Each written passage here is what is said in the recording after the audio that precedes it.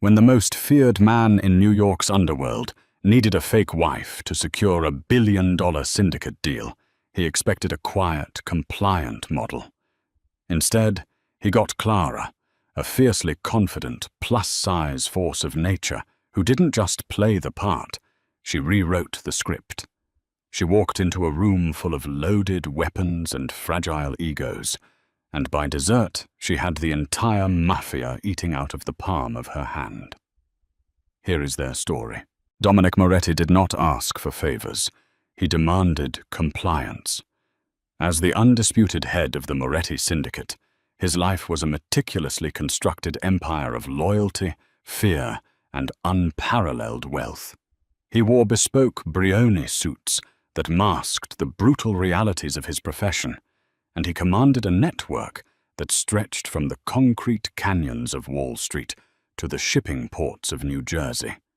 But as he stood in the sprawling, glass-walled living room of his Tribeca penthouse, staring down at the rain-slicked streets of Manhattan, Dominic faced a problem that a loaded weapon and a blank check could not easily solve. Vincenzo Costa was arriving from Palermo in exactly 48 hours. Costa was a man of the old world, a traditionalist who controlled the most lucrative distribution pipelines in Europe. He refused to do business with bachelors, playboys, or men he deemed unsettled. To Costa, a man without a wife was a man without a future, an unpredictable liability. To secure the transatlantic shipping contract that would legitimize the Moretti family's holdings for the next century, Dominic needed to present himself as a devoted, grounded family man.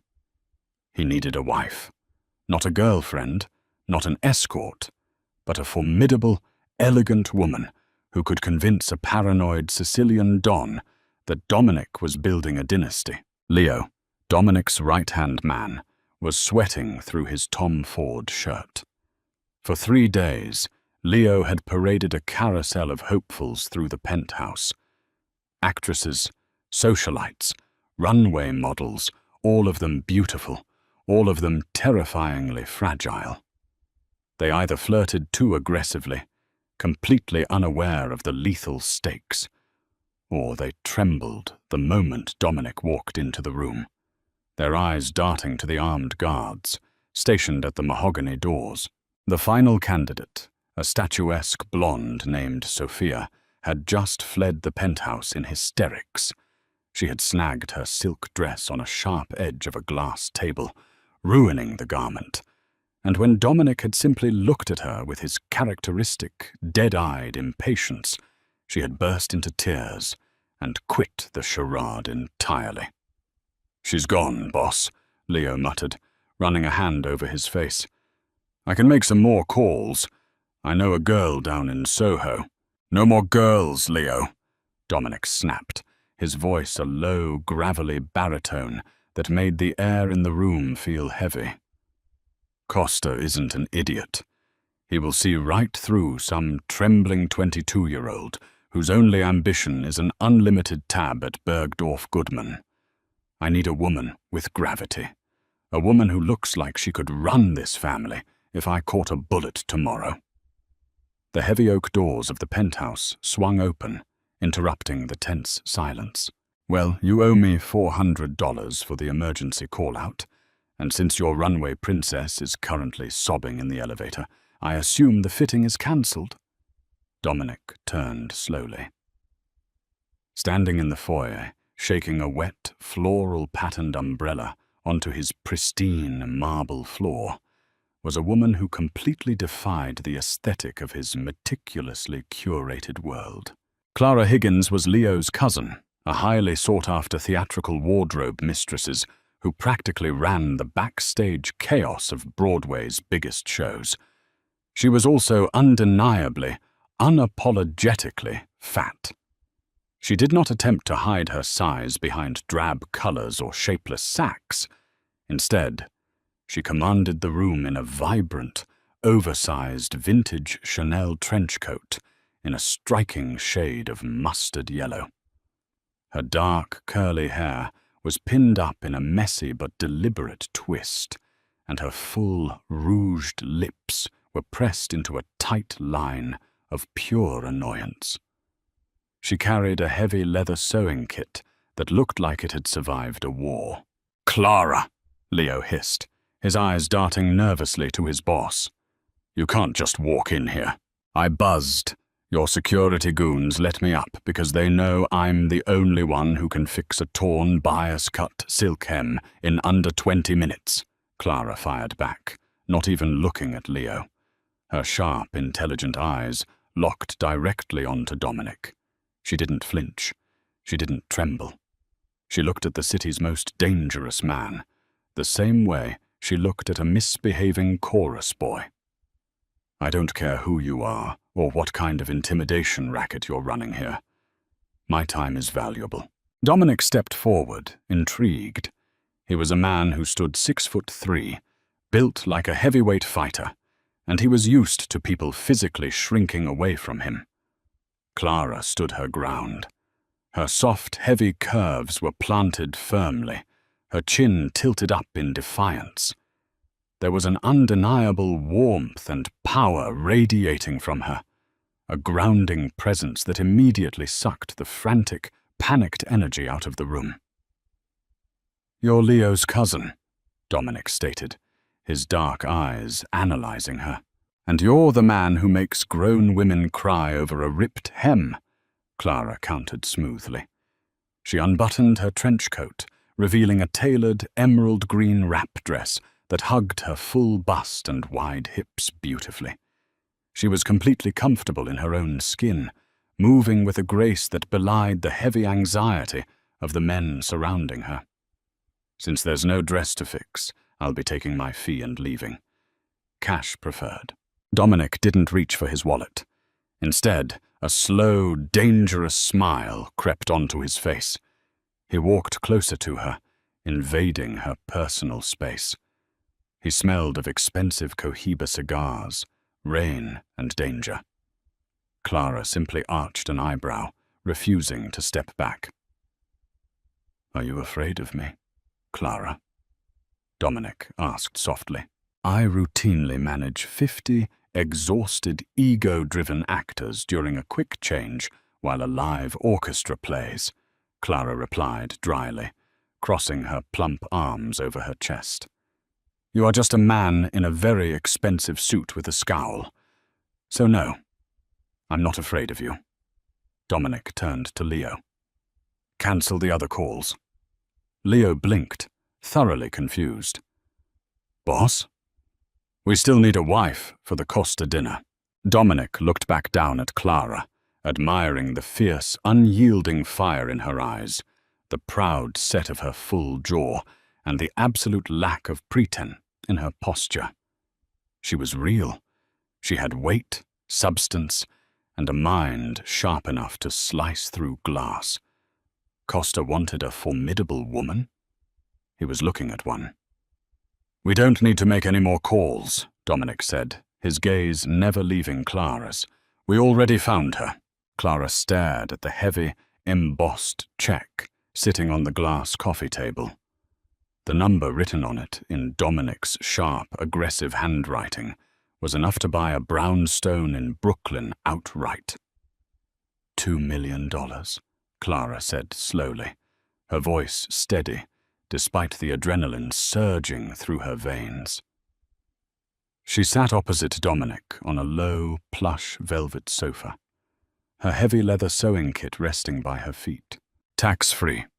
Transferred to an offshore account of your choosing the morning after Vincenzo Costa signs the contract," Dominic confirmed. He leaned back in his leather armchair, swirling a finger of amber Macallan whiskey in a crystal glass. He was watching her intently, studying the way she processed the information. "And for this, I have to pretend to be deeply in love with a man who likely has bodies buried in New Jersey, smile at a Sicilian Mafia don over a plate of osso buco, and convince him that you are a domesticated, trustworthy family man." Clara picked up the check, folding it precisely in half. "It's not enough." Leo, standing by the door, choked on his own breath. "Clara, are you out of your mind? That's 2 million—" "I heard the number, Leo," Clara interrupted, her tone sharp. She looked at Dominic, her dark eyes completely serious. "If Costa is as smart and paranoid as you say he is, he will do a background check. He will see that I am not a runway model. He will see that I am a fat, working-class theatrical designer from Queens. You need a narrative that makes sense. We can't just pretend we met at a charity gala." "What do you suggest?"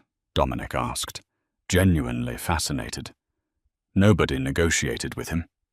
Nobody pushed back. "We met 8 years ago," Clara lied seamlessly, leaning forward, her full breasts pressing against the emerald silk of her dress. "You bumped into me outside a bakery in Little Italy. We argued. You liked that I yelled at you. We dated in secret because your world was too dangerous, but you never let me go.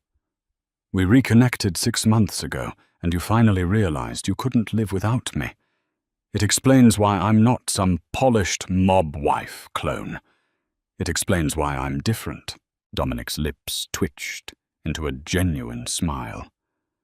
"You're a very good liar, Clara." "I work in theatre," she replied smoothly. "Now, to the terms. I get full creative control over my wardrobe and my styling. I will not have your sycophants trying to squeeze me into shapewear that cuts off my circulation, and I will not be told to wear black because it's slimming. If I am going to play the wife of Dominic Moretti, I am going to take up space." "Agreed," Dominic said, setting his glass down.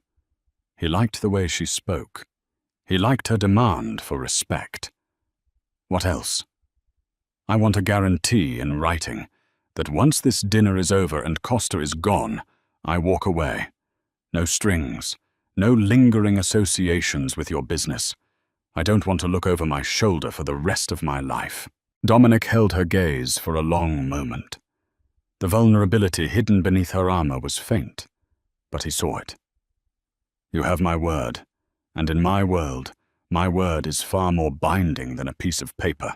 The next 24 hours were a masterclass in controlled chaos.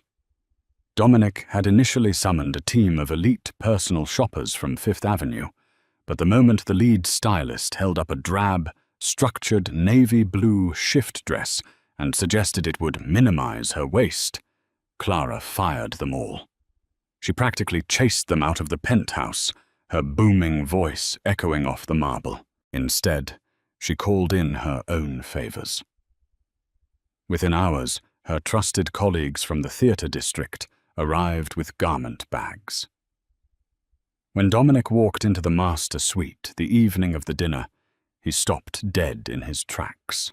Clara was standing in front of the floor-to-ceiling mirror, and she looked magnificent.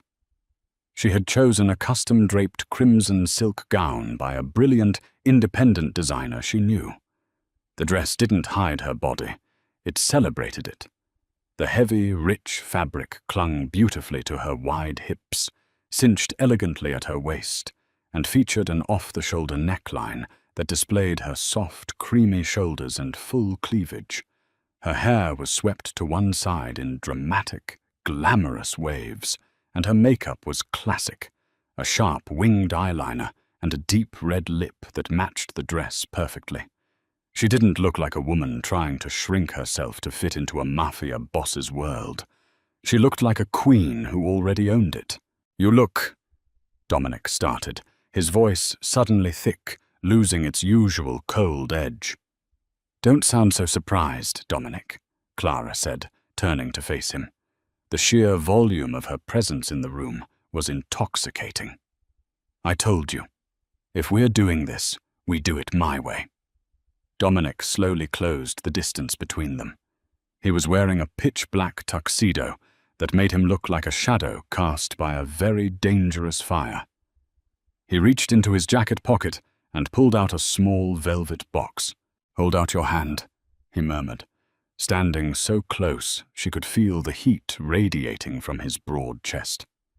Clara extended her left hand. Her fingers were plump and soft. Dominic opened the box to reveal a massive, flawless, emerald-cut Graf diamond ring. It was heavy, ostentatious, and incredibly beautiful.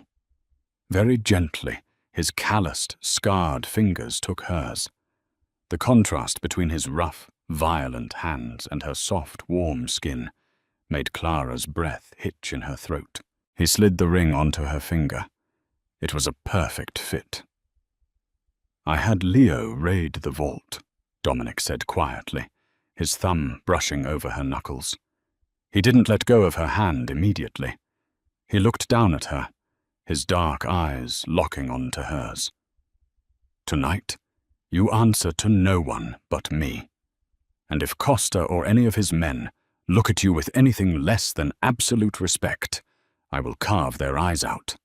Understood?" Clara felt a shiver race down her spine that had absolutely nothing to do with fear. "Understood." "Good," Dominic whispered, offering her his arm. "Let's go steal $1 billion. Clara looped her arm through his, feeling the solid muscle beneath his tuxedo jacket. As they walked out of the penthouse and toward the waiting armored Maybach, Clara realized one terrifying truth. Playing the part of Dominic Moretti's wife was going to be dangerously easy. The armored Maybach glided through the rain-swept streets of Manhattan, pulling to a silent halt outside the discreet, unmarked entrance of a private dining club in the West Village. Inside, the air was thick with the scent of white truffles, aged balsamic, and the heavy, unspoken tension of absolute power. Dominic stepped out first, the rain slicking his dark hair as he turned to offer Clara his hand. When she emerged, the crimson silk of her custom gown contrasting violently with the damp grey night, the murmurs of the valets and stationed security guards fell instantly dead. Clara did not rush. She stepped onto the pavement with the deliberate, grounded poise of a woman who knew her exact worth. She linked her arm through Dominic's, feeling the rigid tension in his bicep. "Breathe, Dominic," Clara murmured, her voice barely carrying over the patter of the rain. "If you walk in there looking like you're heading to an execution, Costa will smell blood in the water. We are in love, remember? We are celebrating." Dominic looked down at her, his dark, calculating eyes widening fractionally. He was the boss of the Moretti family. No one told him to breathe. Yet the steady, warm weight of her hand against his side acted as an anchor. He let out a slow exhale, his broad shoulders dropping a fraction of an inch. "You are entirely too calm for a woman walking into a room full of loaded guns. I survived a tech rehearsal of Les Miserables with a director who threw folding chairs," Clara replied, flashing a brilliant, unfazed smile. "Mobsters are just theater kids with better tailoring and worse tempers." They entered the subterranean private dining room. Vincenzo Costa sat at the head of a long, heavy oak table, flanked by 4 men whose suits bulged slightly at the ribs. Costa was in his late 60s, a hawk-faced Sicilian with cold, rheumy eyes that had seen decades of betrayals and bloodshed. Next to him sat his nephew, Lorenzo, a slick, arrogant underboss with a penchant for flashy Rolexes and cruel jokes. When Dominic and Clara approached, Costa did not immediately stand. His eyes locked onto Clara, analyzing her with a ruthlessness that would have made a weaker woman shatter. He took in her soft, wide curves, the unapologetic boldness of the red dress, and the massive Graf diamond catching the low candlelight. He was looking for a crack, a tremor, a sign of the terrified escort Leo usually procured. Clara gave him none. Instead of waiting for Dominic to introduce her, she stepped forward, extending her plump, manicured hand with a warm, commanding "Don Costa," Clara said, her voice rich and carrying perfectly through the quiet room. Dominic has told me so much about your legendary cellars in Palermo. It is an absolute honor." Costa blinked, surprised by her initiative. He slowly stood, taking her hand and brushing a dry kiss over her knuckles. "Signora Moretti, I must confess I did not expect Dominic to find a woman of such formidable presence." Lorenzo, the nephew, snickered under his breath. Yes, Dominic always did have a massive appetite. It seems he indulges it at home now, too. The room temperature plummeted. Dominic's hand twitched toward the inside of his jacket, a murderous rage flashing across his face. But before he could draw breath to order Lorenzo's execution, Clara laughed. It was a rich, throaty, genuine sound that echoed off the brick walls. "Oh, Lorenzo, isn't it?" Clara said, turning her sharp gaze to the younger man. She looked him up and down, her eyes pausing on his overly tight, shiny suit jacket. "It's true. My husband loves a woman with substance. He prefers a feast, while it seems you."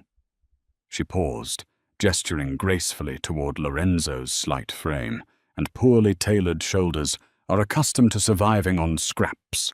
Perhaps that's why your lapels are buckling. A good tailor knows you need extra canvas in the chest to project authority, rather than just hoping a shiny fabric will do the work for you. Silence slammed into the room. Dominic froze. Costa's guards shifted nervously. Then Costa threw his head back and let out a booming, rusted roar of laughter. He slammed his hand on the oak table, delighted. "A lioness! Dominic, you brought a lioness to my table. She has the eyes of a hawk and the tongue of a viper."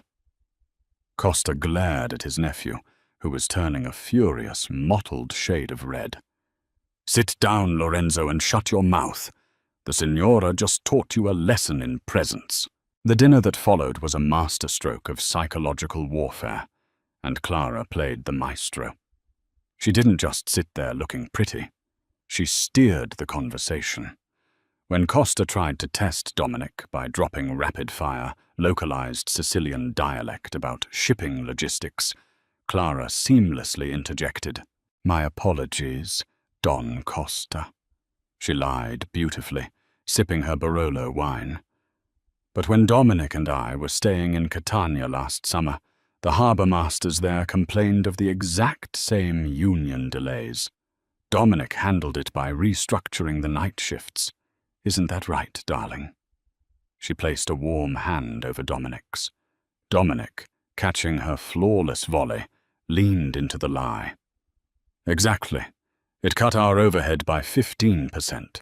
The docks in Palermo could benefit from the same structure." Costa leaned forward, utterly captivated. For 2 hours, Clara ate heartily, drank deeply, and laughed genuinely. She regaled them with fabricated stories of how she and Dominic fought over Sunday gravy recipes, painting a picture of a grounded, passionate, and unshakable partnership. She did not hide her appetite, savoring the rich braised short ribs and fresh burrata, proving she was entirely comfortable in her own skin and in their dangerous world. By the time the espresso was served, Costa was looking at Dominic not as a volatile young boss, but as a seasoned leader anchored by a brilliant, powerful wife. The billion-dollar contract, sitting inside a leather folio on a side table, seemed like a mere formality. "You are a lucky man, Dominic," Costa said softly, swirling his sambuca. "A man with a wife like this, he is a man who builds empires. I am ready to sign." Dominic looked at Clara. The pride swelling in his chest was foreign, heavy, and intensely real. She hadn't just played the part. She had completely conquered the room. But as the waiter stepped forward to clear the final plates, Clara's theatrical training kicked in, and the evening took a violent turn. In the theatre, a wardrobe mistress survives by noticing the details everyone else misses.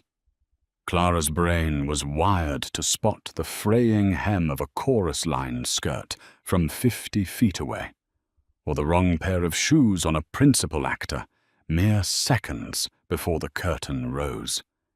As the waiter approached the head of the table, carrying a silver tray bearing Costa's final drink and a heavy humidor of cigars, Clara's eyes locked onto his hands. His grip was completely wrong. A trained server at an elite establishment balances a tray on the fingertips of one hand, keeping the other behind the back. This man was gripping the edges of the silver tray with white-knuckled intensity. Worse, Clara's gaze drifted to his uniform. The vest was standard issue, but the trousers were a heavy, tactical twill, not the lightweight wool blend worn by the rest of the staff.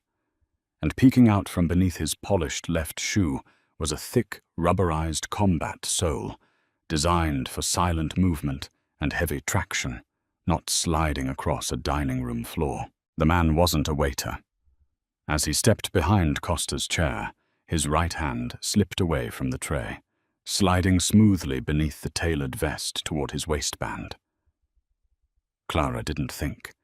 There was no time to scream, no time to warn Dominic in a room where a single misinterpreted word meant a bloodbath. Relying on the pure, unadulterated weight of her body and the element of surprise, Clara stood up violently. "Oh my God! The rat!" Clara shrieked at the top of her lungs, pointing at the floor directly behind the fake waiter. In the same explosive movement, she hooked her foot around the heavy leg of her dining chair and shoved it backward with all her might. The heavy wooden chair slammed directly into the knees of the assassin just as he drew a silenced, semi-automatic pistol from his belt. The man buckled, his shot going wild. The bullet shattered the crystal chandelier above the table, raining glass down on the plates. Chaos erupted. Clara grabbed the edge of the heavy oak table and threw her entire weight backward, dragging the tablecloth, the fine china, the wine glasses, and the heavy silver centerpieces directly into the assassin's path, burying him in a cascade of debris and scalding espresso. "Gun!" Dominic roared, his instincts taking over instantly. He lunged over the table, tackling Clara to the floor and shielding her body with his massive frame. In a fraction of a second, the room transformed into a war zone. Costa's guards drew their weapons, but Leo and Dominic's men were faster. 2 deafening shots rang out in the confined space, followed by the heavy thud of the fake waiter hitting the floor. Neutralized, silence snapped back into the room, broken only by the tinkling of settling glass and the heavy, ragged breathing of the men. Dominic was hovering over Clara, his hands frantically checking her face, her shoulders, the crimson silk of her dress. His heart was hammering against his ribs like a sledgehammer. The mask of the cold, calculated Mafia boss had completely shattered, replaced by raw, naked panic. "Clara," he breathed, his voice cracking. "Clara, are you hit? Talk to me." Clara blinked up at him, her chest heaving. Her beautiful updo had collapsed, dark curls framing her face, and her dress was splashed with spilled wine. But her eyes were clear and sharp. I'm fine, Dominic. He's down." Slowly, Dominic helped her to her feet, keeping a protective arm tightly around her thick waist. He refused to let her go. Across the room, Vincenzo Costa was staring at the dead man on the floor, then slowly raised his eyes to Clara. The old Don brushed a piece of shattered crystal off his lapel. The assassin was a known hitter from the rival Calabrian faction, a man sent to destabilize the entire East Coast by wiping out Costa and Moretti in one stroke. Costa looked at Clara, who was currently adjusting her torn dress with the annoyed pragmatism of a woman inspecting a ruined costume. She saw him, Costa whispered, absolute awe in his gravelly voice. He stepped over the debris, ignoring his panicked nephew, and walked directly to Clara. Before my guards, before my own eyes, your wife saw the blade in the grass. I know a bad costume when I see one, Clara said, her voice shaking only slightly. His trousers didn't match the vest, and waiters don't wear tactical boots. Costa reached out and gripped Dominic's shoulder with bruising force.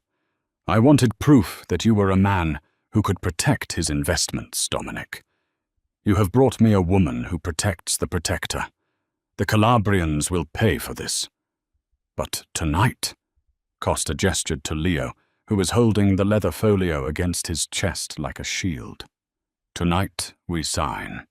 I do not do business with men. I do business with families. And the Moretti family is made of iron. 30 minutes later, the billion-dollar contract was signed in a secured back office. The police were handled by Dominic's sprawling payroll, the mess swept under the rug of underworld privilege. When they finally climbed back into the armored Maybach, the adrenaline began to fade, leaving a heavy, exhausted silence in its wake. Clara kicked off her ruined heels, sighing as she rubbed her aching temples. Dominic sat beside her in the dark. He wasn't drinking. He wasn't celebrating. He was staring at her with an intensity that made the air in the car feel impossibly thin. The $2 million check, the fake story, the wardrobe. It had all been a transaction, a business deal. But as Dominic looked at the fat, fiercely beautiful woman who had just hurled herself into the line of fire to save his life, the transactional nature of their agreement evaporated into the night air. He reached across the leather seat and took her hand, his thumb tracing the heavy graph diamond on her finger. The deal is done, Clara whispered, looking down at his scarred hand holding hers. You got your shipping routes. Yes, Dominic replied, his voice a low, dangerous rumble. He leaned in, his lips hovering mere inches from hers, the scent of gunpowder and rain clinging to his skin. But the terms of our contract just changed, Clara, because there is no force on this earth that is going to make me let you walk away. The interior of the Maybach was as silent as a tomb, save for the rhythmic drumming of the rain against the tinted bulletproof glass. Clara stared at Dominic, the sheer gravity of his words hanging in the narrow space between them. There is no force on this earth that is going to make me let you walk away. For a fleeting second, the pragmatic, fiercely independent theater professional in her wanted to laugh, to remind him of the $2 million and the ironclad verbal contract they had struck just 24 hours ago. But as she looked into Dominic's dark, fathomless eyes, the humor died in her throat. The cold, calculating mob boss who had evaluated her like a piece of strategic real estate was gone. In his place was a man stripped down to his rawest, most dangerous instincts, a predator who had found something precious and was mentally preparing to go to war to keep it. A contract is a contract, Dominic, Clara said, her voice softer than she intended, though she did not pull her hand away from his heavy grip. You promised me a clean break. The dinner is over. Costa signed. Costa signed because he believes you are my wife, Dominic countered, his thumb continuing its slow, mesmerizing sweep over the knuckles of her left hand, where the heavy graph diamond caught the streetlights flashing past the window. And tonight, in front of the entire East Coast underworld, you threw a table at a Calabrian hitman to save my life. Do you honestly think you can just go back to a wardrobe department in Queens tomorrow? You are on the board now, Clara. You are a known entity. A cold spike of reality pierced through the fading adrenaline. Clara's breath hitched as the logistical nightmare of her new reality settled in. She wasn't just a fake date anymore. To the rival factions, she was the lioness who had humiliated an assassin and secured the Moretti family a billion-dollar empire. "So what are you saying?" Clara asked, her heart hammering against her ribs, her full breasts rising and falling rapidly against the torn crimson silk of her gown. "That I'm your prisoner. I am saying you are my priority," Dominic replied fiercely, leaning closer until the scent of his cologne and the faint, acrid smell of gunpowder enveloped her completely. "I will not put you in a gilded cage, Clara, but I will not let you out of my sight until the Calabrian threat is buried. And even then—" He paused, his gaze dropping to her soft, parted lips before rising to meet her eyes again. "Even then, I don't think I could let you go." The car glided into the secure underground garage of his Tribeca building. When the heavy steel doors closed behind them, shutting out the rest of the world, Dominic finally released her hand, though the absence of his touch left a phantom burn on her skin. Up in the penthouse, the silence was deafening. Leo and the security detail remained in the outer corridors, giving the boss a wide berth. Clara kicked off her ruined heels the moment she stepped onto the marble floor, a heavy sachet de foucaille escaping her lips. She felt the sudden, crushing weight of the evening in her bones. She turned to head toward the guest suite, desperate to peel off the restrictive wine-stained silk, when she noticed the dark crimson stain blooming on the sleeve of Dominic's white tuxedo shirt. He had removed his jacket and cast it onto an armchair, moving with a stiff, unnatural rigidity. "You're bleeding," Clara stated, her theatrical instincts overriding her exhaustion. In her world, an injured crew member meant the show stopped until they were patched up. Dominic glanced at his left bicep with mild irritation, as if a stray bullet fragment was merely a nuisance. "It's just a graze from the chandelier glass. It's nothing." "Sit down," Clara ordered, her voice booming with the exact same authority she used to command 50 chaotic actors during a quick change. "Now," Dominic blinked, genuinely taken aback. Men twice his age and size trembled before him, yet this spectacular plump woman in a ruined gown was pointing at a leather sofa as if he were a disobedient child. To his own profound surprise, he obeyed. He sank onto the heavy leather cushions, watching in silent fascination as Clara disappeared into the expansive master bathroom, returning a moment later with a fully stocked first aid kit. She stood between his spread knees, bringing her intoxicating warmth and the soft, expansive curve of her hips right into his eyeline. She didn't hesitate. Her deft, practical fingers unbuttoned the cuff of his ruined Tom Ford shirt and rolled the bloody fabric up to his shoulder, exposing the thick, corded muscle and a jagged 3-inch gash from a flying shard of crystal. "This is going to sting," she warned, uncapping a bottle of antiseptic. "I've had worse," he murmured, but his attention wasn't on the wound. It was entirely on her. As Clara leaned in to clean the cut, the deep neckline of her dress shifted, and Dominic felt a surge of pure, primal desire that completely eclipsed the throbbing pain in his arm. He raised his uninjured right hand and gently placed it flat against the side of her waist. He didn't grab. He simply rested his palm there, marveling at the soft, lush curve of her body. For a man who lived in a world of sharp edges, lethal precision, and skeletal, fragile women, Clara's absolute solidity was the most grounding sensation he had ever experienced. Clara froze as his large, calloused hand spanned the curve of her hip. She looked down, her dark eyes locking with his. "I meant what I said in the car, Clara," Dominic whispered, his voice vibrating with an intense, quiet vulnerability that no one in his syndicate had ever witnessed. I have spent my entire life building walls, acquiring power, and trusting absolutely no one. Then you walked into my penthouse, yelled at my men, demanded your worth, and proved you possessed more courage in your little finger than half my capos. He slid his hand slowly upward, his thumb tracing the soft swell of her rib cage just beneath her breast, feeling the frantic, fluttering rhythm of her heart. I don't want the fake story, Dominic confessed, pulling her gently by the waist until she was forced to drop the antiseptic pad and brace her hands against his broad, muscular shoulders. I don't want a business arrangement. I want the reality.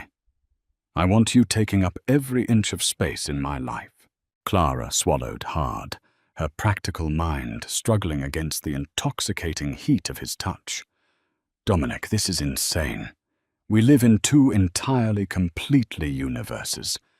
I pin hems and organize costume racks. You run an underworld empire. Then rule it with me, he challenged, his gaze dropping to her mouth. Before she could form a rational argument, Dominic pulled her down. His mouth crashed into hers, not with the brutal violence of his world, but with a desperate, consuming hunger. Clara gasped against his lips, and that was all the invitation he needed. His good arm wrapped entirely around her thick waist, pulling her heavy, glorious curves flush against his hard chest. The kiss was a revelation, deep, possessive, and electric. Clara's hands instinctively tangled in his dark hair, giving as good as she got, completely surrendering to the chaotic, terrifying thrill of the city's most dangerous man worshipping her body as if she were a goddess. The next morning, the reality of Clara's new existence hit like a freight train. Awaking in Dominic's king-sized bed, she found him gone, leaving only the scent of cedarwood and coffee. Pulling a white robe around her generous frame, she checked her phone. A bank notification flashed. $2 million and 45 cents. The offshore wire transfer had cleared. She was a multi-millionaire. She could pack her heavy sewing kit, hail a cab to JFK, and disappear to France. The money was hers, but as she touched her swollen lips, the vivid memory of Dominic's possessive hands on her waist sent a shiver down her spine. Running was impossible. A sharp knock shattered her thoughts. Leo stepped in. His pale face was a stark contrast to his usual slick demeanor. He looked exhausted. "Clara," Leo said, his voice tense. "Dominic needs you in the war room. Now." She didn't bother changing. Pulling the thick robe tighter, she marched barefoot down the marble hallway. Her commanding stride made the armed guards step back. When she pushed open the mahogany doors to Dominic's office, the air was thick with tension. Dominic leaned over a digital map of Manhattan, flanked by 4 lieutenants. Seeing Clara, his hardened expression softened. He wrapped a protective arm around her soft shoulders, pressing a proprietary kiss to her temple in front of his men. The unspoken message was clear. She is mine. And she is equal. "What is happening?" Clara asked. "The Calabrians," Dominic growled. "We intercepted chatter. They are deeply humiliated. A civilian thwarted their operative. They've placed a $3 million bounty on the Lioness of Moretti." Clara blinked at the absurdity. "A hit on me? I'm a wardrobe manager. What will they do? Sabotage my sewing machine?" "It's no joke," Leo interjected grimly. "They think you're a highly trained asset. The way you neutralized him. They assume you're an elite contractor." Clara let out an incredulous laugh. "He wore rubber-soled tactical boots instead of leather dress shoes. Anyone dressing an extra could spot that anachronism." Stepping away from Dominic, she approached the map. Fear pulsed under her skin, but her analytical brain took over. "Wait," Clara said, her eyes narrowing at the dining club's blueprint. She tapped her plump finger on the glass. "Dominic, how did the Calabrians know we were there? That meeting was classified." "We're looking for the rat," Marco said defensively. "We're scrubbing communications." "You don't need to scrub communications," Clara said, her voice deadly serious. "You need to look at the blocking." "The blocking?" Dominic asked. "The stage directions," Clara explained. "At dinner, Costa sat at the head of the table.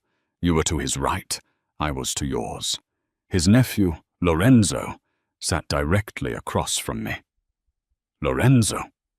Dominic's jaw tightened. "He's a fool, but he is Costa's blood." "A fool in a badly tailored suit," Clara agreed. "But think about the timing. 5 minutes before the waiter came in with the gun, Lorenzo excused himself." Leo shook his head. "So, men use the bathroom." "It's how the assassin entered," Clara pressed. "The fake waiter came through the service doors directly behind Lorenzo's chair. If Lorenzo had been sitting there, the assassin wouldn't have had a clear line of sight to Costa's head. He needed that specific chair empty to take the shot." The silence was heavy. The lieutenants stared at Clara in shock. She wasn't looking at Mafia politics. She was looking at the basic logistics of a stage, where every entrance had a mechanical purpose. "Lorenzo cleared the sight line," Dominic whispered, as the realization hit. The Calabrians had flipped Costa's air. Lorenzo had orchestrated the dinner as a trap. Dominic slammed his fist onto the table. "Get me Costa on a secure line. Now!" Costa, a man of ruthless justice, didn't hesitate when presented with the logical breakdown of his nephew's movements. By noon, Lorenzo was dealt with. The leak was plugged. But the Calabrian bounty remained on Clara's head. After the lieutenants filed out to execute defensive protocols, Dominic locked the doors. He walked over to Clara, who was staring out at the skyline. "I will tear the Calabrian syndicate apart, brick by brick," Dominic said, stepping behind her. He wrapped his arms securely around her thick waist, pulling her comforting weight flush against his chest. "Nobody hunts my wife." "Fake wife," Clara whispered, the fight leaving her voice. Dominic turned her around, his dark eyes blazing with overwhelming devotion. He reached into his pocket and pulled out the velvet box holding the Graf diamond. "The $2 million was for the actress," Dominic said softly, brushing away her stray tear. "But the ring is for the woman who saved my life. The fierce woman who doesn't ever need to shrink herself to fit into my world, because she was born to rule it." He dropped to one knee on the Persian rug. "Keep the money, Clara," Dominic murmured with unwavering reverence. "Keep your theater job if it makes you happy. I'll buy Broadway if I have to. But stay with me. Be my partner. Marry me for real." Clara looked down at the most dangerous man in New York, offering her a kingdom. She smiled, a radiant expression lighting up the room. "Only if I get to design my own wedding dress," Clara demanded.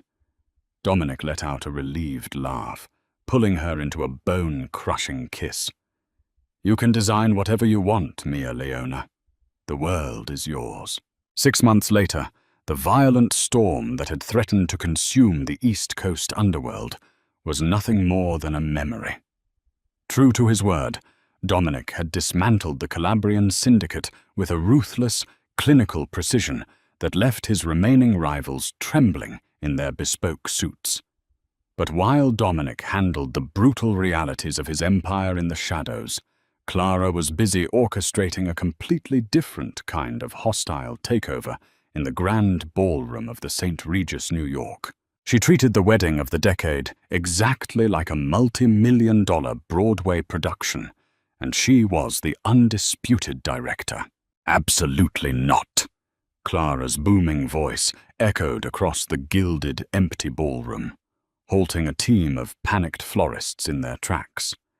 She pointed a manicured, plump finger at the massive floral arch being erected at the altar. I ordered cascading white phalaenopsis orchids, not hydrangeas. Hydrangeas wilt under stage lighting, and if you think Dominic Moretti is getting married under dead flowers, you are sorely mistaken. Fix it. Leo, standing a few feet away with an earpiece and a clipboard, chuckled under his breath. The hardened Mafia enforcer had somehow been drafted into the role of Clara's unofficial stage manager, and to his own surprise, he was thriving in the chaos. "You heard the bride," Leo barked at the florists. "Get the orchids." Clara turned away from the altar, adjusting the heavy silk of her emerald green rehearsal dress. Her confidence had only magnified over the last 6 months. She had not lost a single pound, nor had she tried to. She had moved into Dominic's Tribeca penthouse, bringing her vibrant, chaotic energy into his sterile, hyper-controlled world. She still worked on Broadway, designing costumes for a revival at the Gershwin Theatre, completely unbothered by the security detail that now accompanied her to wardrobe fittings. But today, the only garment she cared about was hanging in the bridal suite upstairs. "Clara, darling, we really must discuss the foundation garments." A sharp, nasal voice whined from the doorway. Vivienne Kensington, Manhattan's most exclusive and most terrifying bridal consultant, marched into the ballroom holding a rigid, heavily boned corset.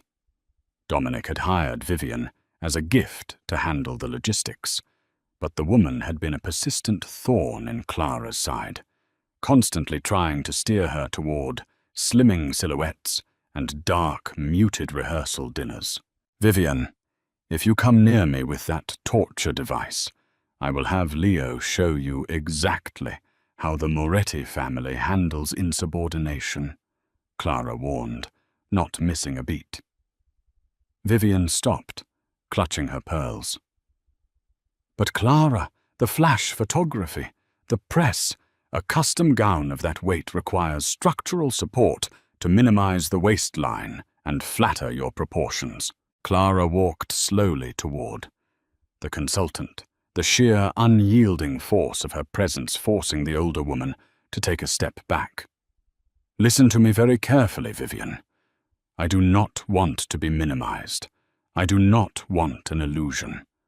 I am a fat, spectacular woman who is about to marry the most powerful man in this city, and I am going to take up every single inch of the aisle. Put the corset in the trash." Vivienne swallowed hard, practically tossing the garment onto a nearby chair before fleeing back to the lobby. 3 hours later, the doors to the St. Regis ballroom were sealed, and the absolute elite of the global underworld took their seats. Vincenzo Costa sat in the front row, a rare, genuine smile gracing his weathered face. He had flown in from Palermo specifically to witness the union of the man he trusted and the lioness who had saved his life. The room was packed with capos, politicians, and Broadway producers, a bizarre, thrilling collision of Clara and Dominic's two worlds. At the altar, Dominic stood waiting. He wore a flawless, midnight blue Tom Ford tuxedo. But for the first time in his adult life, the city's most dangerous man looked visibly nervous. His hands, usually steady enough to execute a flawless hit, were clasped tightly in front of him. He kept looking at the heavy double doors at the back of the room, his heart hammering a frantic rhythm against his ribs. Then the string quartet shifted into a sweeping, dramatic arrangement of a classic overture. The heavy doors swung open, and the entire room collectively lost its breath. Clara did not walk down the aisle. She commanded it. She had designed the dress herself, calling in favors from the master tailors in the theater district. It was a masterpiece of heavy, luminous ivory Duchess satin. The gown featured a dramatic, off-the-shoulder neckline that proudly displayed her lush curves and full cleavage, cinched at her natural waist before exploding into a voluminous, structured ball gown skirt embroidered with subtle, shimmering gold thread. Instead of a traditional veil, she wore a magnificent sheer silk tulle cape that trailed 10 feet behind her, catching the draft and billowing like a queen's mantle. She looked radiant. She looked powerful. She looked like a woman who owned the world. When Dominic saw her, the collective breath left his lungs. The hard, ruthless mask he wore for the world completely shattered. He took a step forward, completely abandoning protocol, unable to wait for her to reach him. Clara smiled, her dark eyes locking onto his. She walked down the aisle to the man who had hired her for a fake dinner and ended up surrendering his entire empire to her. When she finally reached him, Dominic took her soft, plump hands in his calloused ones. He didn't care about the hundreds of lethal men watching them. He didn't care about his reputation. "You are a vision," Dominic whispered hoarsely, his thumb brushing over the heavy Graf diamond on her finger, which now sat alongside a thick, custom gold wedding band. "I don't deserve you." "I know," Clara whispered back, a wicked, triumphant twinkle in her eye. "But you're going to spend the rest of your life trying." The priest began the traditional ceremony, but neither Clara nor Dominic heard a single word. They were locked in their own universe, a universe built on a $2 million lie that had unexpectedly forged the absolute deepest truth. When it came time for the vows, Dominic didn't read from a script. "I spent my life in the dark, building walls out of fear and control," Dominic said, his voice carrying through the silent ballroom, raw and unshielded. "And then you walked in. You didn't just break down my walls, Clara. You demanded a better room. You taught me that true power isn't about the fear you instill in others, but the love you are brave enough to protect. I am yours, completely and forever." Clara felt a tear slip down her cheek, but she didn't bother wiping it away. "You asked me to play a part, Dominic, but you never asked me to hide who I was. You gave me the stage and you let me shine. I promise to be your partner, your equal, and the woman who will always spot the blade in the grass. I pronounce you husband and wife," the priest finally declared. Dominic didn't wait for permission. He pulled Clara into his arms, his hands spanning her wide, glorious waist, and kissed her with a consuming, desperate passion that brought the entire room of hardened criminals and theater geeks to their feet in a thunderous standing ovation.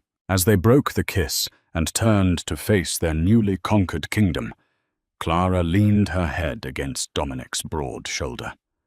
The fake wife had not just stolen the show, she had rewritten the entire script.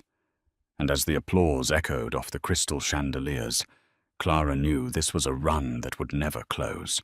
Did you love seeing a fiercely confident, plus-size heroine rewrite the rules of the Mafia and bring the city's most dangerous boss to his knees? If Clara and Dominic's explosive love story kept you on the edge of your seat, we want to hear from you. Hit that like button and drop a comment below with your absolute favorite moment from the wedding. Don't forget to share this video with your fellow romance lovers, and make sure to subscribe to our channel for more thrilling, high-stakes audio dramas. Until next time, remember, never let anyone tell you to take up less space.